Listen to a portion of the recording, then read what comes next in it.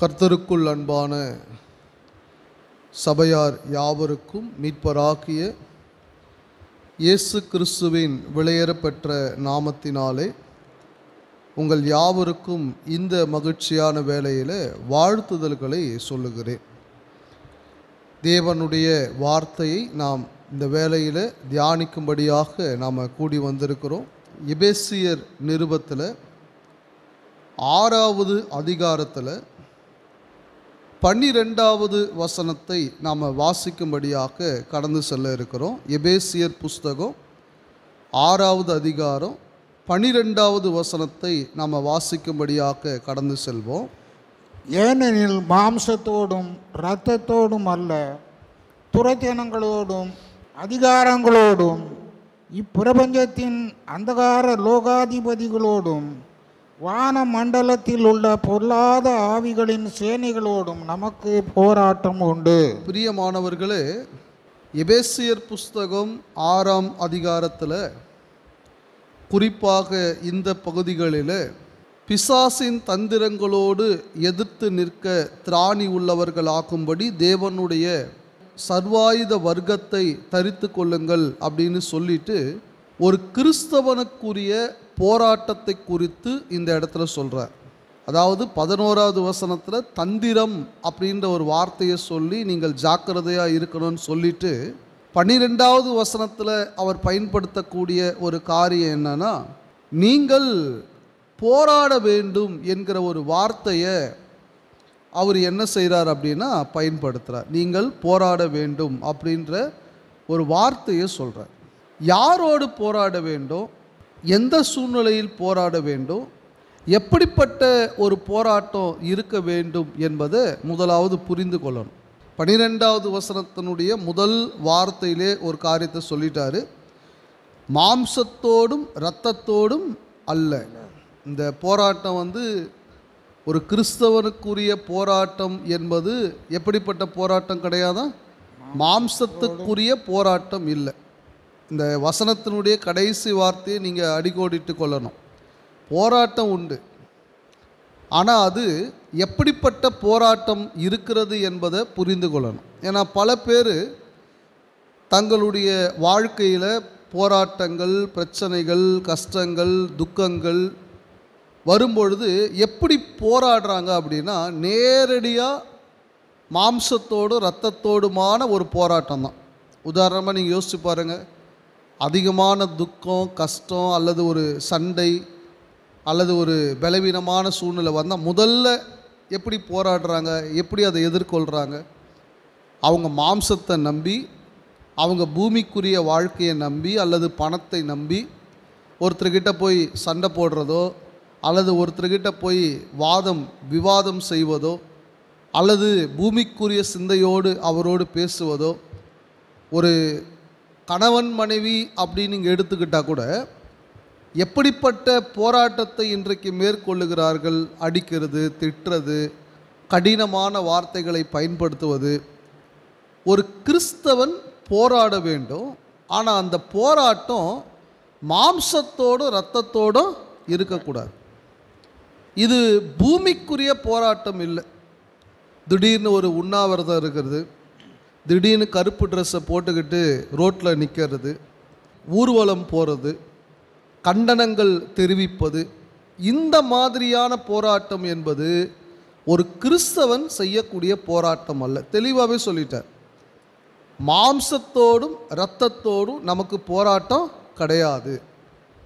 சில நேரத்தில் மாம்சத்தோடு இரத்தத்தோடு பிரச்சனைகள் வரும், ஆனால் நாம் அதை ஒரு போராட்டமாக அங்கே போய் நின்று நான் இவருக்கு எதிர்ப்பு தெரிவிக்கிறேன், நான் இவரை கண்டிக்கிறேன், அப்படி என்ன செய்யக்கூடாது, நாம் போராடக்கூடாது. நீங்கள் அப்போஸ்தலர் நடபடிகள் புஸ்தகத்துக்கு உங்களுடைய வேதாகமத்தை திருப்பிக் கொள்வீர்களானால் அப்போஸ்தலர் நடபடிகள் புஸ்தகம் 5ஆம் அதிகாரத்தில் அப்போஸ்தலர்களை அங்கே இயேசு கிறிஸ்துவின் நாமத்தை குறித்து பேசக்கூடாதுன்னு சொல்லி அடிக்கிறாங்க. நீங்கள் அப்போஸ்தலர் நடபடிகள் புஸ்தகம் 5ஆம் அதிகாரம் 40வது வசனத்தில் இருந்து நீங்கள் வாசித்து பார்ப்பீர்களானா, அப்பொழுது அவர்கள் அவனுடைய யோசனைக்கு உடன்பட்டு அப்போஸ்தலரை வரவழைத்து அடித்து இயேசுவின் நாமத்தை குறித்து பேசக்கூடாது என்று கட்டளையிட்டு அவர்களை என்ன பண்ணாங்க? விடுதலை ஆக்கினார்கள். இப்போது அப்போஸ்தலர்களை வரவழைத்து அடித்தார்கள், மிரட்டினார்கள். இப்போது இது இவங்களுக்கு போராட்டமாக இல்லையா? மிகப்பெரிய ஒரு துக்கம் அல்லது மிகப்பெரிய ஒரு பிரச்சனையா இல்லையா? ஆமாம். என்ன பண்ணாங்க? அப்போது நாங்கள் குரூப்பாக சேர்ந்து எதிர்ப்பு தெரிவிக்கிறோம். ஏன்னா ஏறக்குறைய நிறைய மக்கள் அப்போது கிறிஸ்துவுக்குள் வந்திருந்தாங்க. 3000 பேர் இல்லைங்களா, 5000 பேர், இப்படி ஏராளமான மக்கள் அங்கே இருக்கிறாங்க. ஆனால் பூமிக்குரிய பிரகாரம் அவங்க போராட்டம் பண்ணலை. என்ன பண்ணாங்க பாருங்க, 41வது வசனத்தை, அவருடைய நாமத்துக்காக தாங்கள் அவமானம் அடைவதற்கு பாத்திரராக எண்ணப்பட்டபடியினால் சந்தோஷமாய் ஆலோசனை சங்கத்தை விட்டு புறப்பட்டு போய் தினந்தோறும் தேவாலயத்திலேயும் வீடுகளிலேயும் இடைவிடாமல் உபதேசம் பண்ணி இயேசுவே கிறிஸ்துவென்று பிரசங்கித்தார்கள். இப்போ பூமிக்குரிய பிரகாரம் இவங்க போய் போராட்டம் பண்ணல, இவங்க நேராக போயிட்டு சத்தியத்தை சொன்னாங்க. ஏன் இவர்கள் ஒரு பிரதான ஆசாரியர்களுக்கு எதிராகவோ, தேசாதிபதிக்கு எதிராகவோ, ரோம ராஜாவுக்கு எதிராகவோ, மற்ற பரிசேயர் சதுசேயர்களுக்கு எதிராகவோ ஒரு பூமிக்குரிய வகையில் ஒரு கண்டன கூட்டங்களையோ எதிர்ப்பு கூட்டங்களையோ பூமிக்குரிய வகையிலான போராட்டங்களையோ ஏன் பண்ணல? ஒரு விஷயத்தை நீங்கள் புரிஞ்சுக்கணும். பூமிக்குரிய வகையில் சில நேரத்தில் நமக்கு வரக்கூடிய சோதனை, நமக்கு வரக்கூடிய பிரச்சனை, நமக்கு வரக்கூடிய போராட்டத்தினுடைய ஆரம்பம் எதுன்றதை ஒரு கிறிஸ்தவர் நல்லா புரிஞ்சுக்கணும். இப்போது இங்கே இந்த சனதரின் சங்கத்தில் அப்போஸ்தலர்களை கூப்பிட்டு மிரட்டுறாங்க. என்ன செய்யக்கூடாது? இயேசு கிறிஸ்துவின் நாமத்தை பேசக்கூடாது, ஆண்டவராக இயேசு கிறிஸ்துவை குறித்து பேசக்கூடாது. ஆக்சுவலாக இயேசு கிறிஸ்துவை குறித்து பேசக்கூடாதுன்னு நினைக்கிற முதல் நபர் யார்? பிசாசு தான். பல இடத்திலிருந்து சோதனைகளையும் கஷ்டங்களையும் கிறிஸ்துவுக்குள் உண்மையாய் வாழக்கூடியவர்களுக்கு கொடுக்கும்படி சில நபர்களின் மூலமாய் இந்த காரியத்தை செய்யக்கூடிய நபர் யார்? முதல்ல பிசாசு. இயேசு கிறிஸ்துவை காட்டி கொடுக்கும்படி யூதாசுக்குள் பிசாசு புகுந்தான் நாம் படிக்கிறோம், தூண்டி விட்டான்னு நாம் படிக்கிறோம். அப்போது யூதாஸ் காரியத்து காட்டி கொடுத்தான் அப்படின்ற ஒரு காரியம் இருந்தாலும் பிசாசுக்கு யூதாஸ் காரியத்து இடம் கொடுத்தான். அப்போ இதனுடைய ஆரம்பம் எங்கே இருக்கிறது? உண்மையாகவே இந்த போராட்டத்துக்கும் இந்த கஷ்டத்துக்குமான ரீசன் யாரு? பிசாசு. நம்ம என்ன பண்ணுறோம்? அவனை விட்டுட்டு மனுஷர்களுக்கு எதிரான போராட்டங்களையோ மனுஷர்களுக்கு எதிரான ஆர்ப்பாட்டங்களையும் இன்றைக்கி பண்ணிகிட்டு இருக்கிறாங்க. இப்படியெல்லாம் செஞ்சால் இவங்க இப்படியெல்லாம் பண்ணுவாங்கன்னு ஒரு வகையில் அதுவும் கூட பிசாசின் தந்திரம் தான். இவங்க பிரசங்கம் பண்ணுறதை விட்டுட்டு ஒரு சோதனை கொடுத்தா, இவங்க ஊழியம் பண்ணுறதை விட்டுட்டு சத்தியம் சொல்கிறத விட்டுட்டு ரோட்டில் நின்று போராட்டம் பண்ணுவாங்கன்றது கூட யாருடைய ஒரு யோசனை தான்? அது பிசாசின் யோசனை தான். ஏன்னா ஒரு கிறிஸ்தவன் தெளிவான சிந்தனையோடு ஒரு போராட்டத்தை ஏறெடுக்க வேண்டும். நீங்கள் இந்த நமக்கு போராட்டம் உண்டுன்ற ஒரு வார்த்தை இருக்குது இல்லைங்களா, ஆங்கிலத்தில் பல வார்த்தைகள் சொல்லப்படுகிறது இந்த போராட்டம் உண்டு அப்படின்றதுக்கு. ஸ்ட்ரகிள் அப்படின்ற ஒரு வார்த்தை இருக்குது. ஸ்ட்ரகிள்னா கஷ்டமான ஒரு சூழ்நிலை, போராடுகிறது. பேட்டில் அப்படின்ற ஒரு வார்த்தை இருக்குது. பேட்டில்னா வார், சண்டையிடுவது, ஒரு யுத்தம் பண்ணுவது போல. இன்னொரு வார்த்தை இருக்குது ஒரு சில டிரான்ஸ்லேஷனில், ரெஸ்லிங். ரெஸ்லிங்னா என்ன அர்த்தம்? மல்யுத்தம் சொல்கிறாங்க இல்லையா, மல்யுத்தம், அந்த சண்டை போடுறது. அப்போது இந்த போராட்டன்றது இது சாதாரண போராட்டம் இல்லை. ஒரு கிறிஸ்தவனுக்கு, உண்மையாய் வாழக்கூடிய கிறிஸ்தவனுக்கு மிக பலமான போராட்டம் தான். இப்போ ரெஸ்லிங்னா நீங்கள் தொலைக்காட்சியிலலாம் பார்த்துருக்கலாம். நம்ம வீட்லேயோ குடும்பத்துலேயோ சபையிலையோலாம் நம்ம ரெஸ்லிங் போட மாட்டோம், போடக்கூடாது. டிவிலலாம் நம்ம ஒருவேளை சில நேரத்தில் சில நிகழ்ச்சிகளை கவனிக்கும் பொழுது பயங்கரமாக 2 பேரை என்ன பண்ணுவாங்க? அடிச்சுப்பாங்க. 2 பேருமே பலசாலிகளாக இருப்பாங்க. ரெஸ்லிங் அதுதான் நடக்கும், பயங்கரமாக சண்டை போட்டுப்பாங்க. பிரியமானவர்களே, கிறிஸ்துவுக்குள் வாழக்கூடியவர்களுக்கு போராட்டம் உண்டு. எங்கிருந்து உண்டு? நம்ம பாயிண்ட் ஆஃப் வியூ, இவரால் நமக்கு பிரச்சனை, அவரால் நமக்கு பிரச்சனை, இவங்க வீட்டுக்கு போய் சண்டை போட்டால் அந்த பிரச்சனை போயிடும், அவங்க வீட்டுக்கு போய் சண்டை போட்டால் இந்த பிரச்சனை போயிடும், இல்லை இங்கே எதிர்ப்பு தெரிவித்தா அமைதியாகிடுவாங்கன்னு மாம்ச போராட்டத்தை தான் இன்னும் சில பேர் பண்ணிக்கிட்டே இருக்கிறாங்க. ஆனால் அந்த போராட்டம் வந்ததற்கான காரணமான நபரை குறித்து யோசிக்கிறது இல்லை. இப்போ அதை தான் எபேசியரில் சொல்கிறார். நீங்கள் பாருங்களேன், 6ஆம் அதிகாரம் இந்த 12வது வசனத்தை நாம் கவனிக்கும் பொழுது, மாம்சத்தோடும் இரத்தத்தோடும் அல்ல அப்படின்னு சொல்லிட்டு என்ன சொல்கிறார் பாருங்கள், துரைத்தனங்களோடும் அதிகாரங்களோடும் இப்பிரபஞ்சத்தின் அந்தகார லோகாதிபதிகளோடும் வானமண்டலங்களில் உள்ள பொல்லாத ஆவிகளின் சேனைகளோடும் நமக்கு போராட்டம் உண்டு. அப்போ எங்கே போராட்டம் உண்டு? யார் மூலமாக முக்கியமாக போராட்டம் உண்டு? இந்த பிரபஞ்சத்தினுடைய அந்தகார லோகாதிபதி, இப்பிரபஞ்சத்தின் அந்தகார லோகாதிபதி. லோகம்னா உலகம், உலகத்தின் அதிபதி. பிரதர், பிசாசு எப்படி உலகத்தின் அதிபதியாக இருக்க முடியும்னு கேட்டிங்களானா, ஆமாம், உலகத்தில் இருக்கிற பாவத்திற்கு அவன் யார்? அதிபதி, அதாவது அதிகாரி. இந்த வார்த்தையை ஆண்டவராக இயேசு கிறிஸ்து சொல்கிறார். பாருங்கள், நீங்கள் யோவான் சுவிசேஷ புஸ்தகத்திற்கு உங்களுடைய வேதாகமத்தை நீங்கள் திருப்பிக் கொள்வீர்களானா 12ஆம் அதிகாரத்தில், யோவான் சுவிசேஷம் 12ஆம் அதிகாரத்தில் 31வது வசனத்தை நீங்கள் வாசித்து பார்ப்பீர்களானா, இப்போதே இந்த உலகத்திற்கு நியாய தீர்ப்பு உண்டாகிறது. இப்பொழுதே இந்த உலகத்தின் அதிபதி புறம்பாக தள்ளப்படுவான். இப்போ இயேசு கிறிஸ்து சொல்லக்கூடிய ஒரு வார்த்தை என்னன்னு பாருங்க, உலகத்தின் அதிபதி. யாரை குறித்து இங்கே சொல்லப்படுகிறது? பிசாசை குறித்து அவர் சொல்றார். உலகத்தின் அதிபதி. 2 கொரிந்தியர் புஸ்தகம் 4ஆம் அதிகாரம் 4வது வசனத்தை நீங்கள் வாசித்து பார்ப்பீர்களானால், 2 கொரிந்தியர் புஸ்தகம் 4ஆம் அதிகாரம் 4வது வசனத்தை நீங்கள் வாசித்து பார்ப்பீர்களானா, தேவனுடைய சாயலாய் இருக்கிற கிறிஸ்துவின் மகிமையான சுவிசேஷத்தின் ஒளி அவிசுவாசிகளாகி அவர்களுக்கு பிரகாசமாய் இராதபடிக்கு இப்பிரபஞ்சத்தின் தேவனானவன் அவர்களுடைய மனதை என்ன பண்ணியிருக்கிறானா? குருடாக்கினான். என்ன தேவனா? இப்பிரபஞ்சத்தின் தேவன், இந்த உலகத்தின் தேவன், பாவத்துக்கு அதிகாரம் உள்ளவன். அப்போ இப்படிப்பட்ட பிசாசோடு தான் ஒரு கிறிஸ்தவர்களுக்கு என்ன உண்டா? போராட்டம் உண்டு. இன்னொரு வசனம் தெரிஞ்ச வசனம் இல்லையா? 1 பேதுரு 5ஆம் அதிகாரம் 8வது வசனத்தில் சொல்கிறாரு, கர்ஜிக்கிற சிங்கத்தை போல எவனை விழுங்கலாமோ என்று வகை தேடி சுற்றி திரிகிறான். பிரியமானவர்களே, நமக்கு வரக்கூடிய போராட்டத்திற்கான, இந்த ஆவிக்குரிய வகையிலான போராட்டத்திற்கான காரணத்தை நாம் புரிந்து கொள்ளணும். ஃபஸ்ட்டு விஷயம், கிறிஸ்துவுக்குள் வாழக்கூடிய நமக்கு வரக்கூடிய போராட்டத்தை குறித்த ஒரு தெளிவான பார்வை முதல்ல நமக்கு இருக்கும். என்ன படித்த இப்போ இவ்வளோ நேரம்?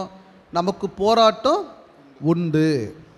இப்போ இந்த போராட்டத்தில் யார் நமக்கு எதிராக நிற்கிறதுன்றது தான் நம்ம கண்டுபிடிக்கணும். நம்ம பார்க்குறதெல்லாம் யாரை பார்க்குறோம்?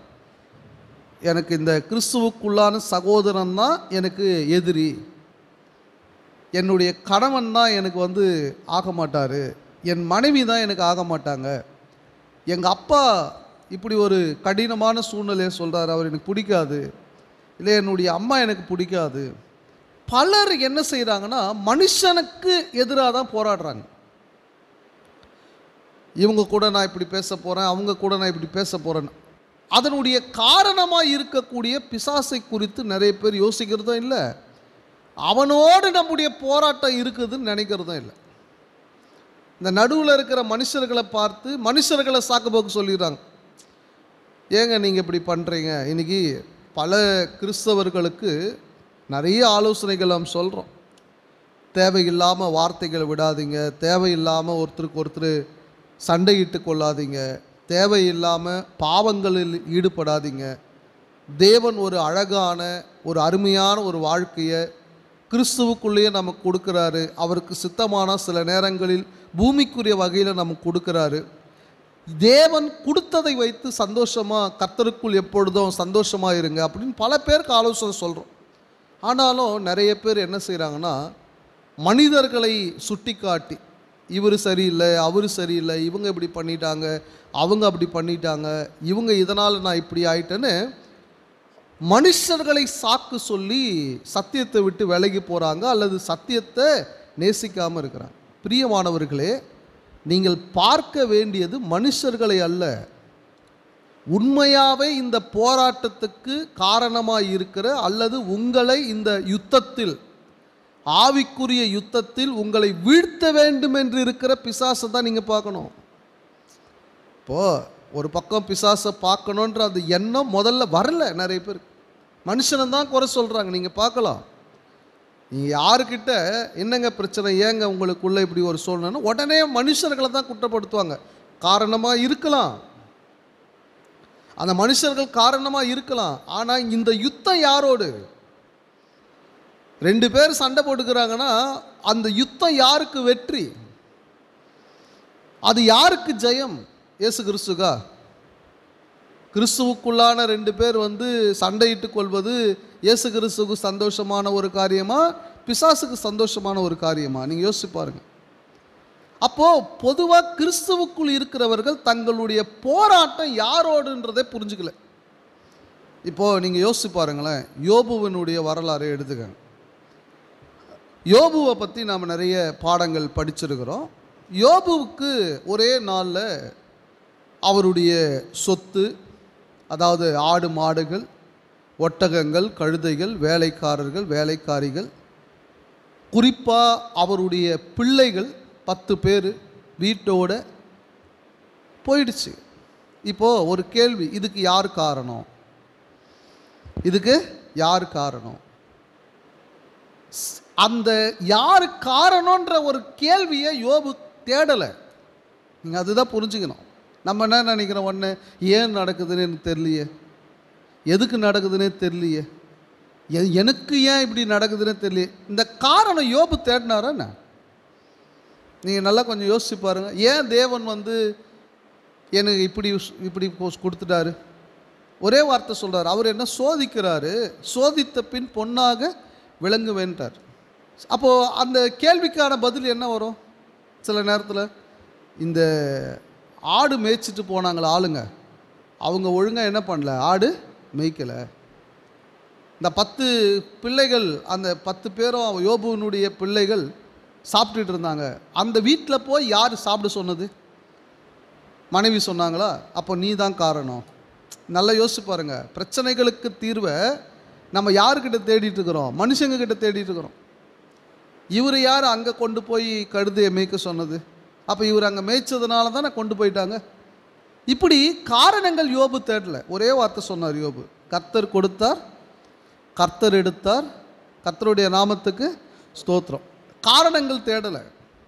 இன்றைக்கி ஒரு போராட்டம்னாலே நாம் மனுஷர்களை காரணமாக தேடுறோம். இவங்களாலையா, இப்படியா அப்படியா? பிரியமானவர்களே, இந்த போராட்டம், இந்த சோதனை நீங்கள் உண்மையுள்ளவர்களாக இருக்கிறீங்களா இல்லையான்னு சோதித்து பிசாசுக்கு எதிராக நீங்கள் வெற்றி கொள்வதற்கான சோதனைன்றதை தான் நான் புரிஞ்சுக்கணும். மனுஷனை போராடி ஜெயிக்கிறது இங்கே விஷயம் இல்லை, பிசாசை ஜெயிக்க வேண்டும். இதுதான் பிரதானமான ஒரு காரியமாக இருக்கிறது. பிசாசை ஜெயிக்க வேண்டும். ஏன்னா வேத வசனத்தில் ரொம்ப அழகாக நாம் படிக்கிறோம். பாருங்களேன், 1 யோவான் புஸ்தகத்துக்கு உங்களுடைய வேதாகமத்தை நீங்கள் திருப்பிக் கொள்வீர்களானா 5ஆம் அதிகாரம் 19வது வசனத்தை நீங்கள் வாசித்து பார்ப்பீர்களானா, நாம் தேவனால் உண்டாயிருக்கிறோம் என்றும் உலகம் முழுவதும் பொல்லாங்கனுக்குள் கிடக்கிறது என்றும் அறிந்திருக்கிறோம். அப்போ உலகம் எங்கே இருக்குதா? பொல்லாங்கனுக்குள் கிடக்கிறது. அப்போ பொல்லாங்கனுக்குள் கிடக்கிறதுன்னு சொல்லும் பொழுது நம்ம யாரை குறை சொல்லிக்கிட்டு இருக்கிறோம்? மனுஷர்களை. மனுஷர்கள் தவறு செய்தாலும் பிரியமானவர்களே, அவங்கள தண்டிக்கிறதுனால ஆவிக்குரிய வாழ்க்கையில் நாம் வெற்றி பெற முடியாது. அவங்கள பகைக்கிறதுனால பிசாசை ஜெயிச்சிட்டோன்னு அர்த்தம் இல்லை. அவங்களுக்கு நாம் ஒரு தண்டனை கொடுக்கறதுனாலையோ இல்லை நாம் அவர்களை பழி வாங்குவதுனாலையோ, அவங்க வீட்டுக்கு போகாமல் இருக்கிறதுனாலையோ, இல்லை அவங்க நம்ம வீட்டுக்கு வந்தால் வீட்டை விட்டு வெளியே போன்னு சொல்கிறதுனாலையோ பொல்லாங்கனை ஜெயிக்க முடியுமா? அந்த போராட்டத்தில் வெற்றி பெற முடியுமா? வாய்ப்பே இல்லை. பொல்லாங்கனை ஜெயிக்கணும்னா முதல்ல இந்த போராட்டத்தின் சூழ்நிலையை சரியாக புரிந்து கொள்ள வேண்டும். இது மனுஷர்களுக்கு எதிரான போராட்டம் அல்ல, பிசாசுக்கு எதிரான ஒரு போராட்டம். பாருங்க, இந்த பிசாசுக்கு எதிரான போராட்டத்தை கூட தப்பாக தான் புரிஞ்சுக்கிறாங்க நிறைய பேர். இப்போது இந்த வசனம் எபேசியர் புஸ்தகம் 6வது அதிகாரம் 12வது வசனம் என்ன படிக்கிறோம்? நாம இப்பிரபஞ்சத்தின் அந்தகார லோகாதிபதிகளோடும் வான மண்டலங்களில் உள்ள பொல்லாத ஆவிகளின் சேனைகளோடும் நமக்கு என்ன உண்டு? இப்போ இந்த வார்த்தையை பிடிச்சிக்கிறாங்க. பிசாசுக்கு எதிராக நாம் எப்படி போராட வேண்டும் என்ற சிந்தனை இல்லாமல் என்ன சிந்தனை வந்ததுன்னா, ஆமாம் பிரதர், நான் தூங்கும்போது பிசாசோடு பெரிய போராட்டம். எனக்கு என்ன சொல்கிறாங்களா இல்லையா? ஆவிகளோடு பெரிய போராட்டம். என்னங்க போராட்டம்? இல்லை, தூங்கும்போது திடீர்னு அமுக்கிற மாதிரி இருந்தது, தூங்கும்போது கனவுல ஒரே ஏதோ இழுக்கிற மாதிரி இருந்தது, என்னால் தூங்கவே முடியல. பிரியமானவர்களே, இது இல்லை போராட்டம். பேய் பிசாசு, அதாவது இவங்க சொல்கிற மாதிரி இறந்து போனவர்கள் பேசுகிற மாதிரி, அவங்க ஏதோ இவருக்கு செய்கிற மாதிரி, அல்லது பில்லி சோனியம் அப்படின்ற மனுஷர்களுடைய நம்பிக்கை வைத்திருக்கிற போல இதோட போராட்டம் நினைக்கிறாங்க. அதான் அசுத்த ஆவிகளோடு போராட்டம். அந்த போராட்டம் இல்லை. அது மேலே ஒருத்தர் நம்பிக்கை வச்சுட்டாருனாலே உண்மையான போராட்டத்தை அவரால் கண்டுபிடிக்கவே முடியாது கடைசி வரைக்கும். ரொம்ப சிம்பிள். பிசாசானவன் பல வகையில் தன்னுடைய தந்திரத்தினாலே மக்களை ஏமாற்றுகிறான். பாவம், இச்சை, நாம் ஏற்கனவே இந்த வசனத்தை படிச்சிருக்கிறோம், பிசாசின் தந்திரங்கள். அப்போ பிசாசின் தந்திரங்கள் நீங்கள் பார்க்கும்பொழுது என்னென்ன தந்திரத்திலெல்லாம் மக்களை ஏமாற்றுவான்? பாவம் செய்ய வைக்கிறது மூலமாக, பாரம்பரியத்தை செய்ய வைக்கிறதன் மூலமாக, மனுஷனை பிரியப்படுத்துவதின் மூலமாக, பயமுறுத்துதலின் மூலமாக, ஆசைகளை தூண்டுவித்தலின் மூலமாக, எப்படியாவது எப்படி மீன் பிடிக்கிறதுக்கு வலை போடுறாங்களோ பிசாசானவன் அந்த மாதிரி தான் வலையை போடுவான். ஆத்துமாக்களை பிடிக்க, பாவத்துக்குள்ளே கொண்டு வர. இந்த தந்திரத்தில் ஒன்று என்ன தெரியுங்களா? பயமுறுத்துறது. ஆமாம், பயமுறுத்துறது. இன்னைக்கு உலகத்தில் எத்தனையோ பேர் ஜஸ்ட் ஒரு சின்ன எலுமிச்சை பழத்துக்கு பயந்துருக்கிறாங்க தெரியுமா? ஒரு சகோதரர் சொன்னார், அவங்களுக்கு தெரிஞ்சவங்க வீட்டில் பயமுறுத்துறதுக்காக ஒருத்தர் என்ன பண்ணாராம், ஜஸ்ட்டு ஒரு எலுமிச்சை பழத்தை வாங்கி கட் பண்ணி லைட்டாக அதில் ஒரு குங்குமம் வச்சு உருட்டி விட்டாராம். ரொம்ப பிரச்சனை பண்ணிக்கிட்டே இருந்தாங்களாம், அவங்க வீட்டெல்லாம் காலி பண்ண மாட்டேன்னு. அப்போ அவர் அப்படி உருட்டி விட்டார். அதை பார்த்து மறுநாள் வீட்டை காலி பண்ண விட்டாராம் அவர். அவங்க சொல்கிறாங்க, இந்த மாதிரி ஒரு விஷயம் நடந்தது, சும்மா அவர் செஞ்சார், அவங்க வீட்டை காலி பண்ணி போயிட்டாங்க. ஏன்னா மனுஷன் மேலே கூட சில பேருக்கு மரியாதை இல்லை, தேவனுக்கு கூட சில பேர் பயப்படுறதில்லை. எதுக்கு பயப்படுறாங்க? சின்ன எலுமிச்சை பழம் அது ஆடுது, உருண்டு தானாக என்ன பண்ணிச்சான், அது உருண்டு வந்துச்சு. இப்படிப்பட்ட போராட்டம்னு நினைக்கிறாங்க நிறைய பேர். பிரியமானவர்களே, சில நேரத்தில் மனக்கவலைகள் ஏன் வருது? நமக்கு மனக்கவலைகள், ஆழமான கவலைகள், மிகப்பெரிய ஒரு பிரச்சனைகள் ஏன் வருது? ஏதாவது ஒரு காரணம் இருக்கும். பொருளாதார பிரச்சனை இருக்கும், சரீர பலவீனம் இருக்கும், இல்லை கடன்கள் இருக்கும், இல்லையா? சில நேரத்தில் நாம் நினச்ச காரியம் சரி இப்படி இவ்வளோ நாள் நடக்கலைன்ற ஒரு கவலை இருக்கும். இந்த கவலை சில நேரத்தில் தூக்கம் வராது, ஆள் மெலிஞ்சிக்கிட்டே போவாங்க. ஆள் மெலிஞ்சிக்கிட்டே போனால் ஒரு டாக்டர்கிட்ட பார்த்து நம்ம ஒரு மாத்திரை சாப்பிடலாம்.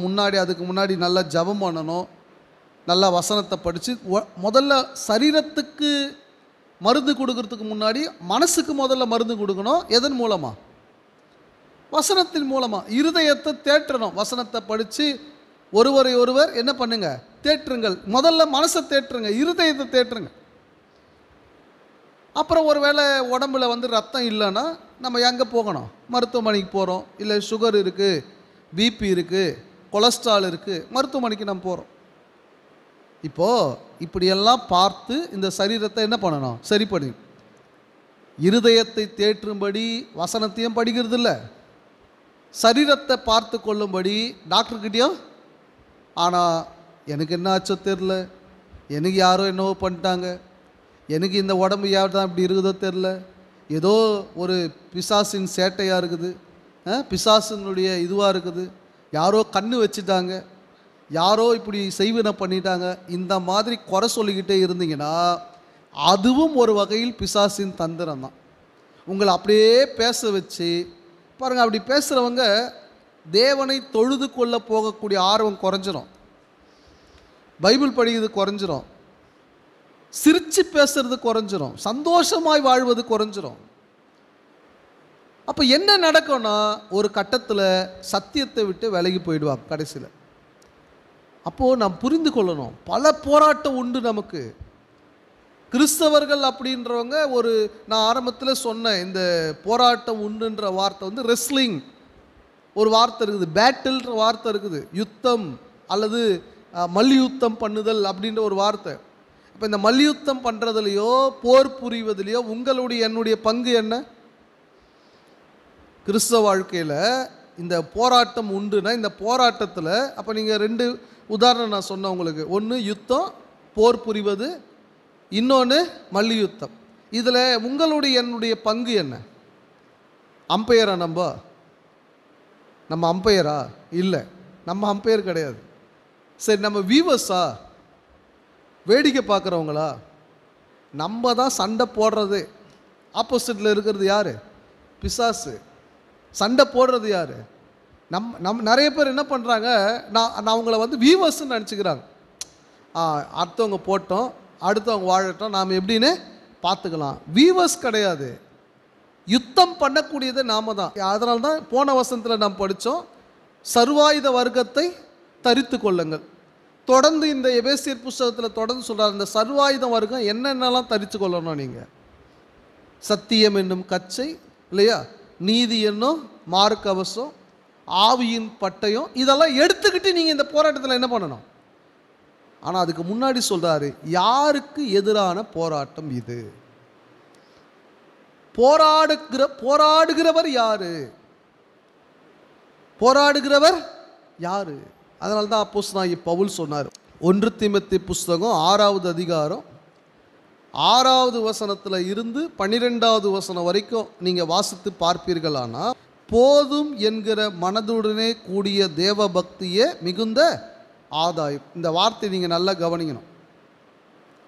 உலகத்தில் நாம் ஒன்றும் கொண்டு வந்ததும் இல்லை, இதிலிருந்து நாம் ஒன்றும் கொண்டு போவதும் இல்லை என்பது நிச்சயம். உண்ணவும் உடுக்கவும் நமக்கு உண்டாயிருந்தால் அது போதும் என்றிருக்க கடவுள். போதுன்ற ஒரு மனசோடு என்ன பண்ணணுமா? வாழணும். ஏன் இந்த வார்த்தையை சொல்கிறாரு? ஏன்னா 9:10 சொல்கிறாரு, ஐஸ்வர்யவான்களாக விரும்புகிறவர்கள் சோதனையிலோ கண்ணியிலோ மனுஷரை கேட்டிலும் அழிவிலும் அமிழ்த்துகிற மதிக்கேடும் சேதமுமான பலவித இச்சைகளிலும். இப்போ இதுவும் போராட்டமா இல்லையா? இதுவும். ஆனால் இது நல்ல போராட்டமா? இது தேவ சித்தத்தின்படி போராட்டமா? பணத்துக்காக போராடுறது இல்லையா? மதிக்கேடும் சேதமுமான பலவித இச்சைகளில் விழுகிறார்கள். பண ஆசை எல்லா தீமைக்கும் வேறாய் இருக்கிறது. சிலர் அதை இச்சித்து விசுவாசத்தை விட்டு வழுவி அநேக வேதனைகளாலே தங்களை குத்தி கொண்டிருக்கிறார்கள். இப்படி சில பேர் போராடுறாங்க, அநேக வேதனைகளாலே தங்களை இப்போ அந்த வேதனைன்றது போராட்டமா இல்லையா? ஆனால் இந்த வேதனையை தேடி யார் போகிறது? நம்ம தான் போகிறோம். எப்படியாவது நான் வந்து பணம் சம்பாதிச்சிடணும், எப்படியாவது நான் பெரிய ஆள் ஆயிடணும், தேவ சித்தத்துக்கு எதிராக வாழ்ந்தாவது நான் எப்படி ஆயிடணும்? பெரிய ஆள் ஆயிடணும். என்ன தான் வரும்ட்டாருங்க? வேதனை தான் வரும். ஆனால் 11 சொல்கிறாரு, நீயோ தேவனுடைய மனுஷனே இவைகளை விட்டோடி. இது பின்னாடி ஓடாத, அதை விட்டு ஓடு. நீதியையும் தேவ பக்தியையும் விசுவாசத்தையும் அன்பையும் பொறுமையையும் சாந்த குணத்தையும் அடையும்படி நாடுன்னு சொல்லிட்டு 12 சொல்கிறாரு, விசுவாசத்தின் நல்ல போராட்டத்தை போராடு. இதெல்லாம் சொல்லி முடிச்சுட்டு கடைசியாக சொல்கிறாரு, விசுவாசத்தின் நல்ல போராட்டத்தை போராடு. பணத்துக்காக போராடுறது போராட்டம் இல்லை, பூமிக்குரிய காரியத்துக்காக நீ கவலைப்பட்டு போராடுறது போராட்டம் இல்லை, எப்போவுமே அதையே யோசிச்சுட்டு இருந்தால் அது பேர் போராட்டம் இல்லை.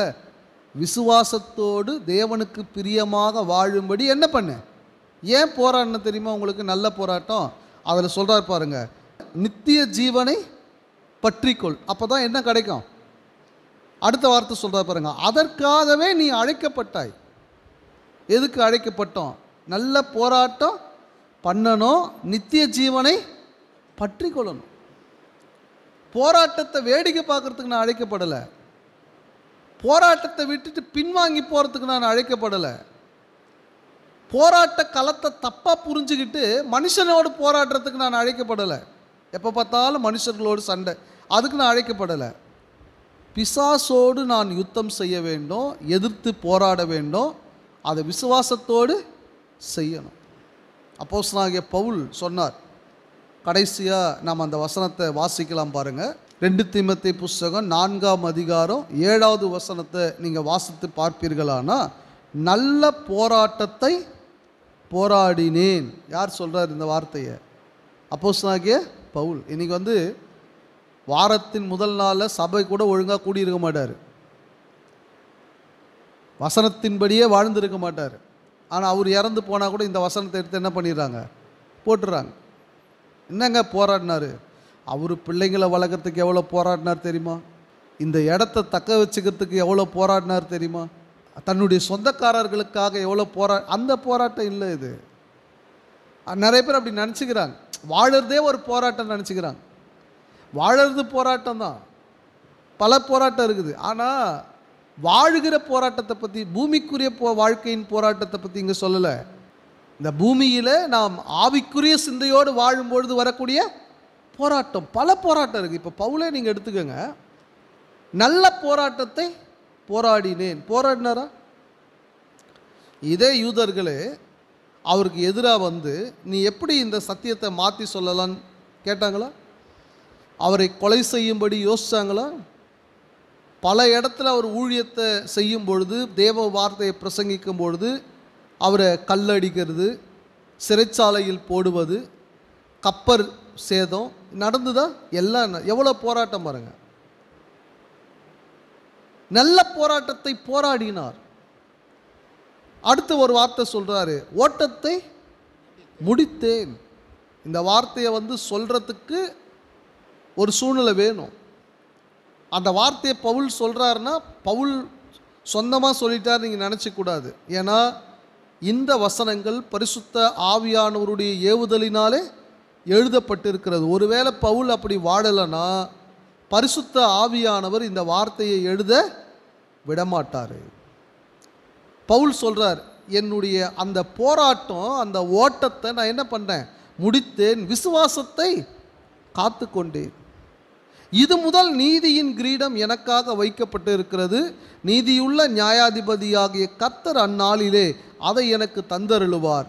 எனக்கு மாத்திரமல்ல, அவர் பிரசன்னமாகுதலை விரும்பும் யாவருக்கும் அதை என்ன செய்வாராம், தருவார். ஆனால் இது அவ்வளோ சுலபமாக இல்லை.